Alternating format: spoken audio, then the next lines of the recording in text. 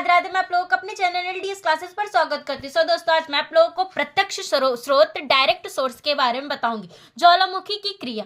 ज्वालामुखी उद्गार से निकलने वाला तत्व तरल मैग्मा के आधार पर यह स्पष्ट होता है कि पृथ्वी की गहराई कहीं ना कहीं ऐसी परत अवश्य है जो तरल या अर्ध तरल अवस्था में है। इसी को मैग्मा का भंडार कहा जाता है। मतलब जो पृथ्वी की आंतरिक संरचना होती है, आंतरिक भाग होता है, उसमें से जब ज्वालामुखी उद्गार होने लगता है तो उस अवस्था में तरल पदार्थ मैग्मा बाहर निकलते हैं। इससे स्पष्ट होता है कि पृथ्वी की जो केंद्र है वह तरल अवस्था या अर्ध तरल अवस्था में होता है।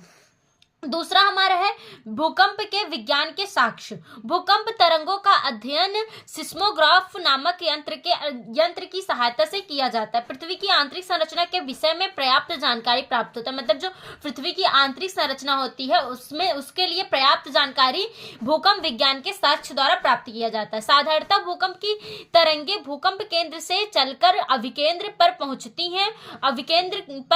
हैं और वहां से सभी दिशाओं में पहुंचती हैं। मतलब कि जो भूकंप की तरंगे होती हैं वह पृथ्वी के केंद्र से शुरू होती हैं और धरातल पर पहुंचती हैं और धरातल पर पहुंचने के बाद वह सभी दिशाओं में भ्रमण करती हैं। पृथ्वी के विभिन्न भागों में घनत्व का अंतर होने के कारण यस्पी तरंग जो कोर से होती हुई धरातल पर पहुंचती है। मतलब कि जो पृथ्वी के घनत्व में विभिन्नता होने के कारण जो यस्पी तरंगे होती हैं, जो कि मतलब कोर से शुरू होती हैं, वह धरातल पर पहुंचने के बाद तब वह इसी के माध्यम से धरातल पर पहुंचती हैं।